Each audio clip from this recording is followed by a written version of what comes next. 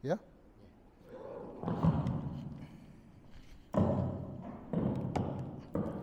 Okay. بسم الله الرحمن الرحيم إن الحمد لله نحمده ونستعينه ونستغفره ونستهديه ونعوذ بالله من شرور أنفسنا ومن سيئات أعمالنا إنه من يهده الله فلا مضل له ومن يضلل فلا هادي له وأشهد أن لا إله إلا الله وحده لا شريك له وأشهد أن محمدا عبده ورسوله رب اشرح لي صدري ويسر لي أمري واحلل عقدة من لساني يفقهوا قولي السلام عليكم ورحمة الله وبركاته.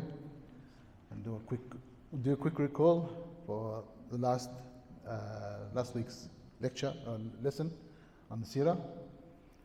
Thank you all for coming tonight. So last time we covered the period after the Battle of Badr and Uhud. What happened after Badr? The defeat of Quraysh at Badr was a crisis in Mecca amongst Quraysh. They had not only lost a battle, they were a very powerful tribe, were highly respected throughout the Arabian Peninsula, and they were defeated.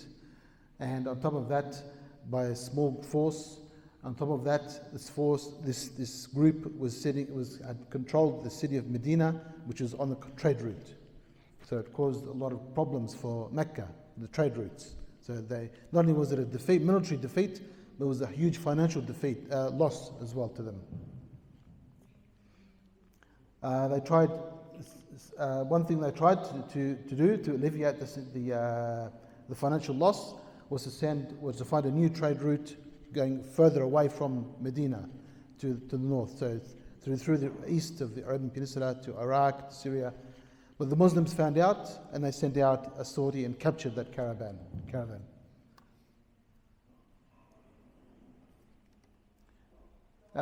Spoke about the Jewish reaction to the Muslim victory.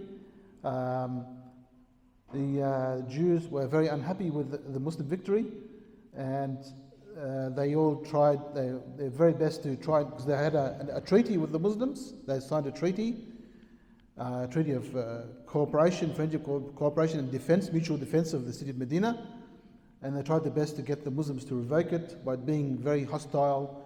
They did all kinds of very bad things, including harassment of Muslim women that almost caused a physical war, a war between the Muslims and the Jews. But eventually the Prophet sent out an army, laid siege to the tribe of Bani Qaynuqa in their fortress inside Medina, and they surrendered after 2 weeks. And they were expelled from Medina. Another Jewish man, Ka'b ibn al-Ashraf, from another Jewish tribe, Bani Nadir, was also very hostile, very, very bad towards the Muslims, composing all kinds of poetry attacking the Muslims, the dignity and the virtuousness of the Muslims, Muslim women. He even went to the Arab tribes to try and get them to form a new army to march onto Medina. And in the end, the Prophet had him assassinated. He was causing too much trouble.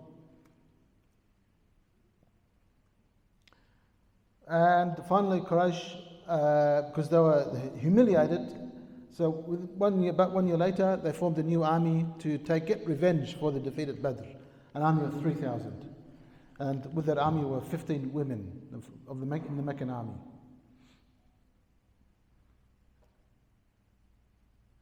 I mentioned the tribe of Bani Abd ad-Dar in the Qurayshi army. They were entrusted with holding up the banner, the flag of the Qurayshi army. At the beginning of the Battle of Uhud, 10 people from that one tribe were all killed by the Muslims. And the 11th person to hold it was a servant, and he too was killed, and the Qurayshi banner fell on the ground for the rest of the battle. The Muslims at this time, however, were well prepared compared to Badr. So the Muslims not only knew in advance, soon after the Quraysh had performed their army of 3,000, even before the army marched out of Mecca, the Muslims already knew that Quraysh had formed a new army, they were coming to fight them.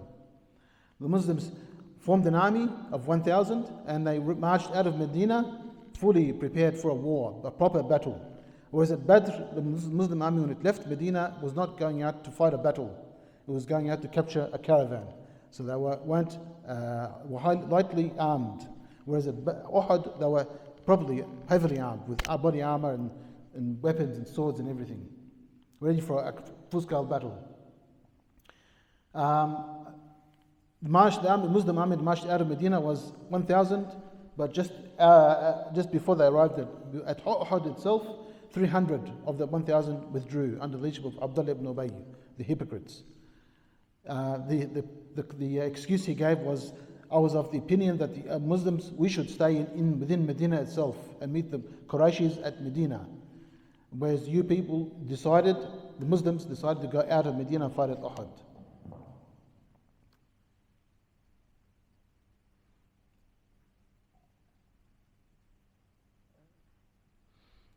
That's just a brief map.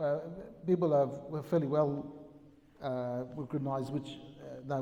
So that's the Muslim army on the right hand side there, the Qurayshi army there, and the hill there down here is the hill of the archers.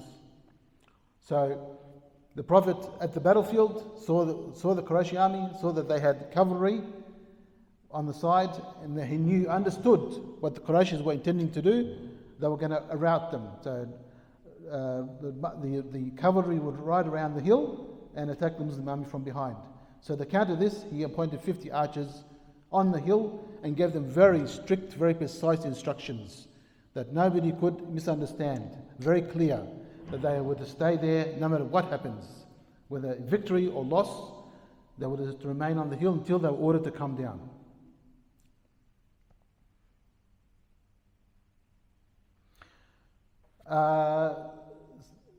The Prophet, this time again, as a Badr at Uhud as well, he was encouraging the Muslims to fight, give their very best to fight, to fight, and not just unlike the Qurayshi army, the Qurayshi army's morale wasn't very high, but the Muslim army, on the other hand, the morale was very high. They already won the battle at Badr, and they were ready to fight again for the sake of Allah at Uhud, and they're ready to die. And yes, I meant this is a scene out of the movie The Message. This is the Qurayshi army, and that's Hind bint Utbah, wife Abu Sufyan, in front of the army. And the point here, what I was making was that one of the things that Arabs loved to do was to compose poetry, and poetry also motivated them to go and fight wars. So Hind was actually reciting poetry to the Meccan army, whose morale wasn't very high. And some of the things I already mentioned, that Bani Abd-Dar lost a lot of people, up to 10 people. And I mentioned Abu Dujana, the famous Abu Dujana.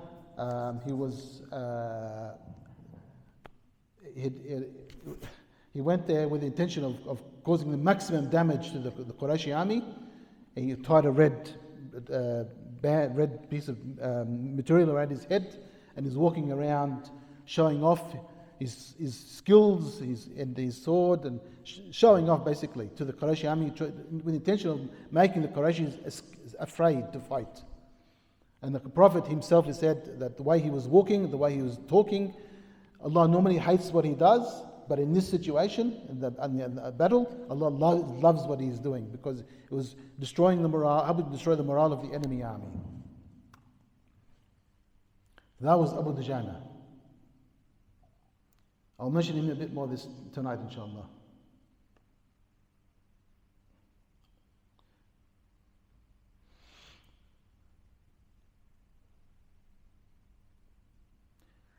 Now, this is another scene from the movie. So, in the background, it shows you the Muslims standing on the wall, on the ramparts of Medina, looking out towards the desert. And in the desert, you can see the light of the Meccan army there. And that man is a Muslim. He's gone to scout. He's had a look at the army. He knows how big the army is. The movie is implying that the Muslims had no idea that how big the Quraysh army was until they were just on the outskirts of Medina. In reality, they knew how big the Quraysh army was even before it left Mecca. So they had 2 weeks or whatever for the Quraysh army to march from 500 kilometers. They had 2 weeks to get ready. They didn't just have one night or half a night to get ready. another inaccuracy in the movie. The Battle of Uhud begins.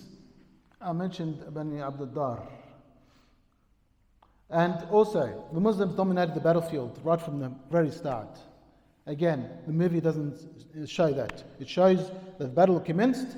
It was only after Hamza was killed in battle that motivated the Muslims to go fight even harder and defeat the Mushrikeen, the non-Qurayshi army. In reality, the morale was very high and they had control of the battlefield, even though they had only 700 and the Qurayshi was 3,000.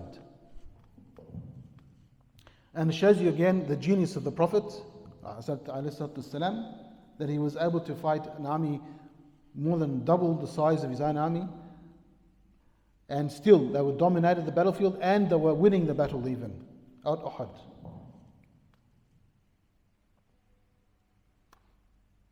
Abu Dujana again was reciting poetry even in the midst of the battle while he was fighting and killing, and he fought so hard that he went through the lines of the Qurayshi army to the very rear of the army, where he was about to kill Hind herself, and then he stopped. He raised his sword, and then he realized there was a woman in front of him, and he backed off. Hamza radiallahu anhu, the uncle of the Prophet, we all know that he died at Uhud. He was killed by Wahshi. Now, the slave called Wahshi, who was the man there. He was the slave of Jubair ibn Mut'im. Now, Jubair was the one who offered him payment for killing his freedom, actually, for killing Hamza. Not as in the movie, Hind. The movie says Hind is the one who offered him his freedom. Hind couldn't have done that anyway, because he wasn't her slave. He wasn't her property. She couldn't have made that, she couldn't have offered that. His own master was the one, Jubair ibn Mut'im, was the one who offered him his freedom and money and everything. And Jubair, his uncle his motivation was that his uncle was killed at Badr.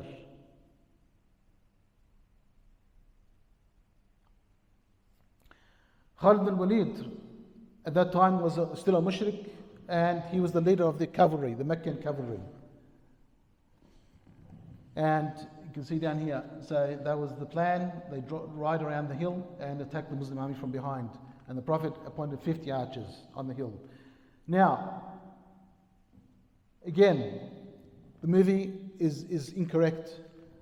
Khalid bin Walid and the cavalry tried 3 times to ride around that hill. 3 times, and each time they failed because of those archers.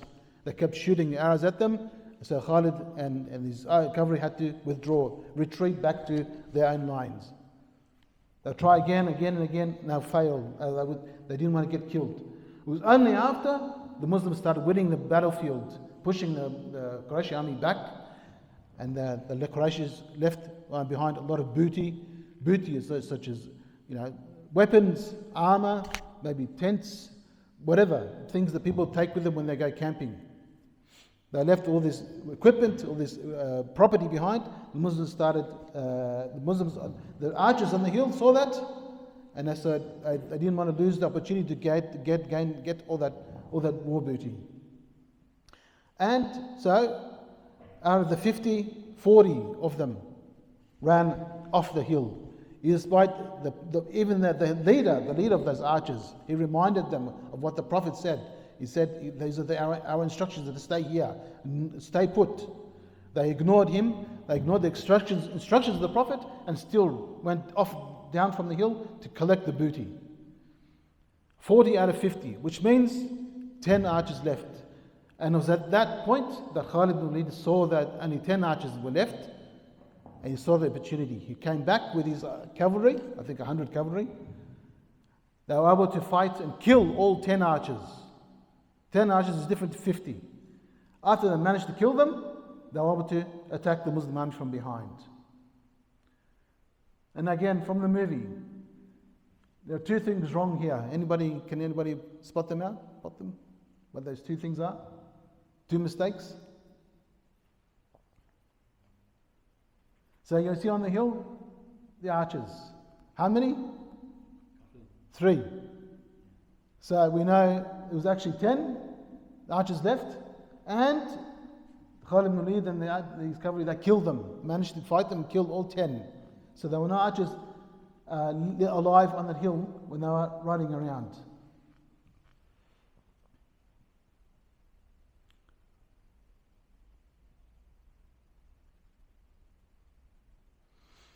Because of what they did, those archers, then the Muslim army was attacked from behind. Now the Prophet ﷺ, happened to be at the rear of the Muslim army this time. Normally he is at the front and he's fighting. But he was at the back directing the Muslims to go what to do and fight with the battle. Khalid ibn Walid comes and the Prophet is at the back, and the situation changes almost instantly from a victory to a very dangerous, very disastrous situation actually for the Muslims. The cavalry see the Prophet and they go towards where he is and they start attacking, and some Muslims come to defend the Prophet's life, because his life was now in jeopardy.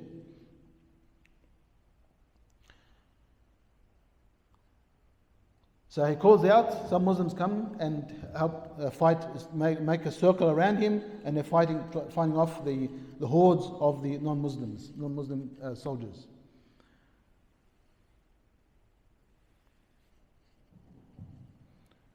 An interesting situation was Utbah ibn Abi Waqqas.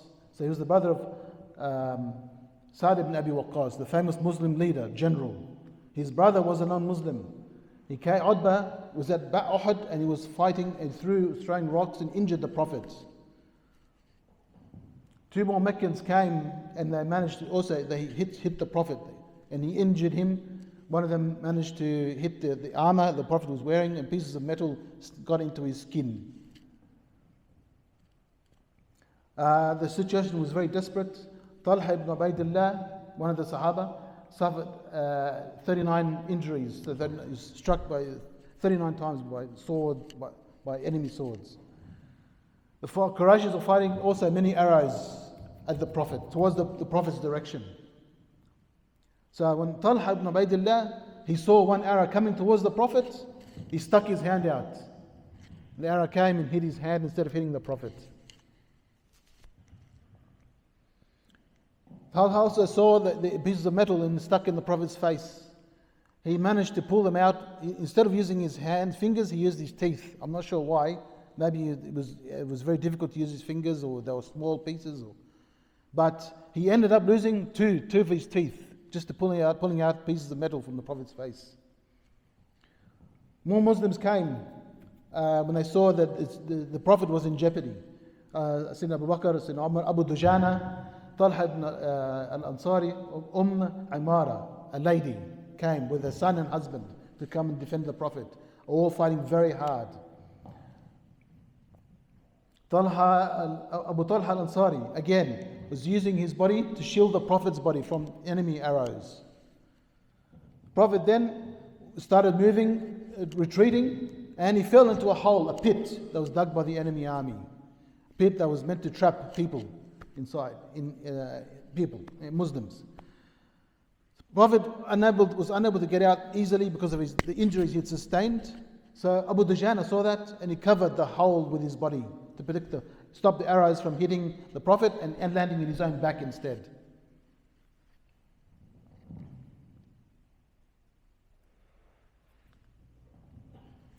The situation now gets even worse.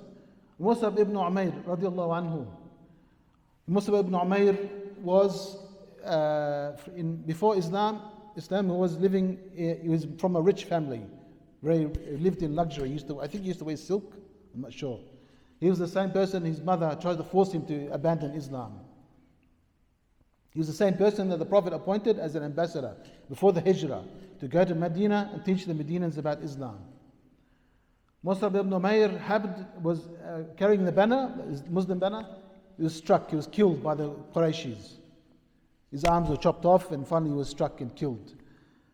Now, Musab ibn Umair happened to resemble the Prophet, the face.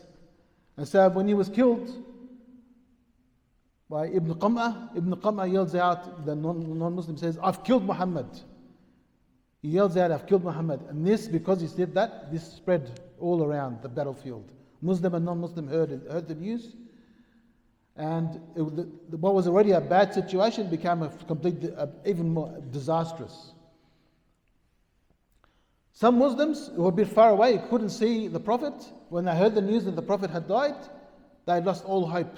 They said there was no point in fighting anymore, no point in living. They simply sat down on the ground. They didn't care what happened. If they got killed, if other people got killed, they just gave up. They sat down on the ground. Other people said, get up and fight. Fight for what if the Prophet has died, go and fight, die what he died for.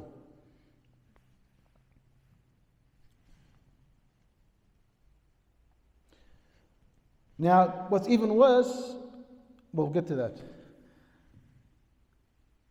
Ka'b ibn Malik, the Sahabi radiallahu anhu, he yells out, he knows the Prophet is alive, he yells out, he is alive, he is alive. The Prophet initially wanted them to be quiet because the Qurayshis, the enemy army were nearby, and he didn't want them to find out he was still alive. Then other Muslims heard that, and more people came to defend the Prophet. Now, at this stage, the Prophet is now trying to organize an organized retreat from the battlefield. He's calling the Muslims to come and follow him, to come back and fight. He says, come, O Muslim people, my followers. Some people who heard him, they ignored him, and even they ran away from the battlefield. Some people climbed Uhud, some people ran all the way back to Medina, despite the fact that they could even hear him. And Allah has actually recorded this in the Quran. So the Prophet, the Messenger was calling you from behind, calling you to come back and fight. The Prophet gathered up 30 people, 30 followers that were from his army, and they started to climb Mount Uhud. Ubay ibn Khalaf from the enemy army sees the Prophet, and he tries to follow the Prophet, with the intention of killing him. So the people with the Prophet said, he's coming to try to kill you. The Prophet says, leave him. So the Prophet picks up a spear, throws it towards Ubay ibn Khalaf. The spear doesn't kill him. The spear only slightly scratches him, very slightly, on the shoulder. When this happened, Ubay ibn Khalaf went crazy.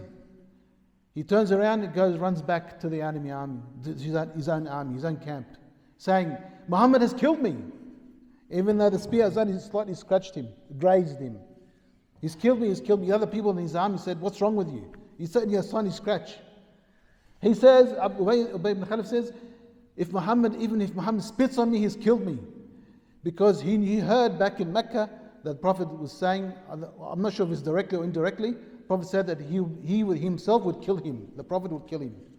And the mushrikeen, they knew that the Prophet was truthful, was honest. They believed in what he was saying. And surely, within a few days, the little scratch gets an infection. Infection gets worse, and he finally dies a few days after Uhud.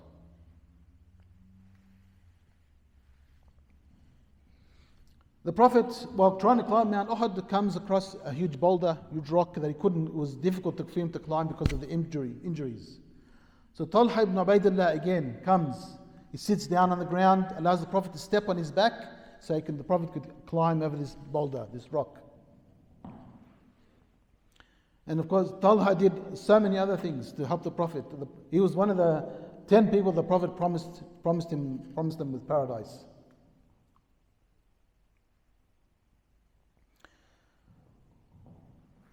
Other Khalid ibn Walid and Abu Sufyan also see the Prophet climbing the mountain. They come also. They try to climb Mount Uhud as well. Some of the Muslims of the Prophet go down and meet them and force them back off the mountain.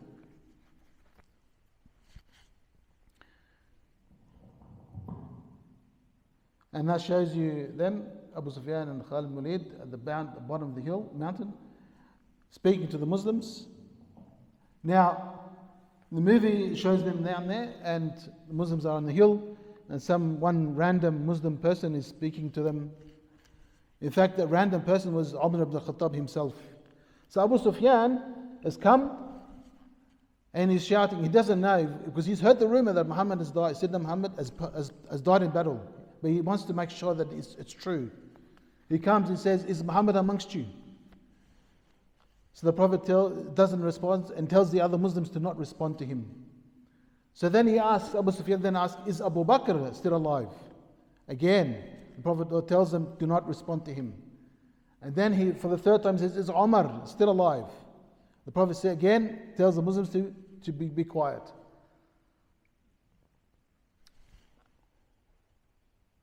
At this point, then he's gloating. He wants to enjoy. The Qurayshis have now got dominance over the battlefield. He's saying that quite a few things. He says, "Glory be to Hubal," one of their gods. So the Muslims don't know what to say. So the Prophet tells them what to say. Allah mawlana wa la mawla lakum. So Abu Sufyan says, "Glory be to Hubal." The Prophet says, "Allah is our Lord. You have no God. You have no Lord." And then he says the famous line, "A day for a day. This day is in revenge for our defeat at the day of Battle of Badr." And Sayyidina Umar responds and says, "Our dead are in paradise, your dead are in hellfire." And then Abu Sufyan asks Umar to come down from the mountain, to come and speak to him person to person. So the Prophet tells him to go down, and he goes down and speaking to him, and Abu Sufyan still wants to make sure the Prophet wants to know whether the Prophet has died in battle. So Umar says, "No, he is alive, he is up there, and he's listening to every word you're saying." So Abu Sufyan says, "I believe you, I trust you more than I believe Ibn Qam'a." Ibn Qam'a was in his own army. Abu Umar was from the enemy army, and he's trusted him more than someone from his own army.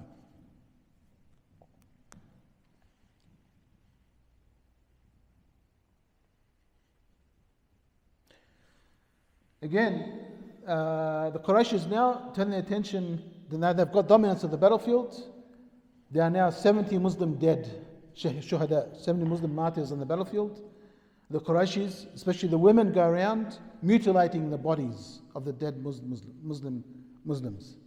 So they go around cutting off the ears and noses and making necklaces out of them. And Hind very famously goes, she finds the body of Hamza, cuts up his belly, tries to chew on his liver, but was disgusted by it and wasn't able to continue with it. Abu Sufyan he also said, there are some people here who are going around mutilating your dead people, the dead Muslims. I didn't order that, but I'm not offended by it. I don't care. I'm letting them do what they do. He's saying that to annoy, to hurt the Muslims. And as I mentioned, Hind did what she did to Hamza because we all know she lost her father, uncle, brother, and son. 4 people from her own family died at Badr.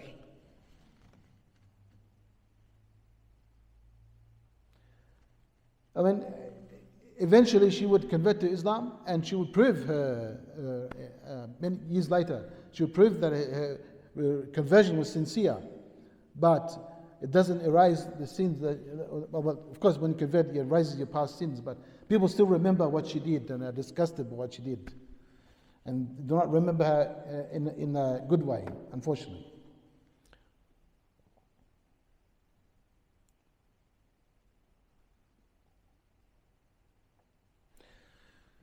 Now, after the battle, Quraysh withdraw from the battlefield.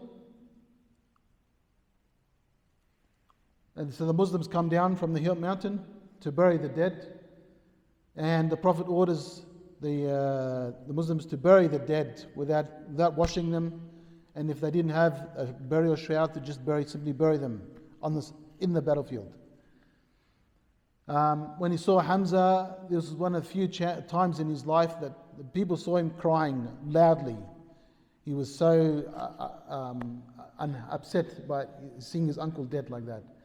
And he said he was Sayyid al-Shuhada, the leader of the martyrs in paradise. Musab ibn Umair, the one I mentioned, resembled the Prophet. And he had lived in luxury before he converted to Islam. Now he was dead in the battlefield, and they couldn't find a shroud to cover his entire body. The shroud was only long enough from the head to just before the feet. So they said, if we pull the shroud and cover the feet, the head will be uncovered. If we pull it the other way, the feet will be uncovered.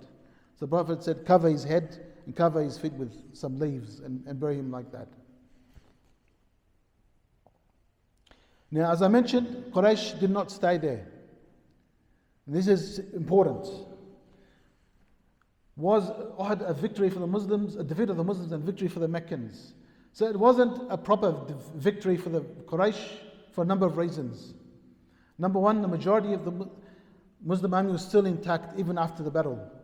Number two, Quraysh had failed in their intention, stated intention from the very beginning to kill Prophet Muhammad and destroy Islam. They failed once again in 2 battles.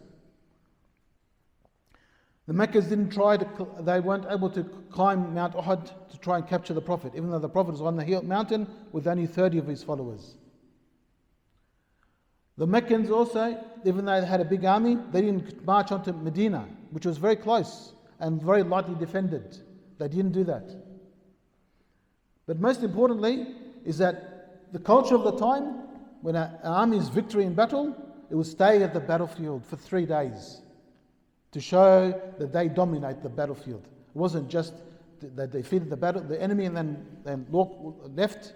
They stayed there for 3 days to show the whole world that they dominated the battlefield and they were victorious. Quraysh left straight away. So we call in the Quran, Allah calls Uhud, the defeat of Uhud, musibah. أولما أصابتكم مصيبة قد أصبتم مثليها قلتم أن هذا. So it was a disaster, a musibah, because not only it was a fatal mistake that those archers made, that they disobeyed the command of the Prophet, and led to 70 people, Muslims, getting killed because of a very bad mistake that they made.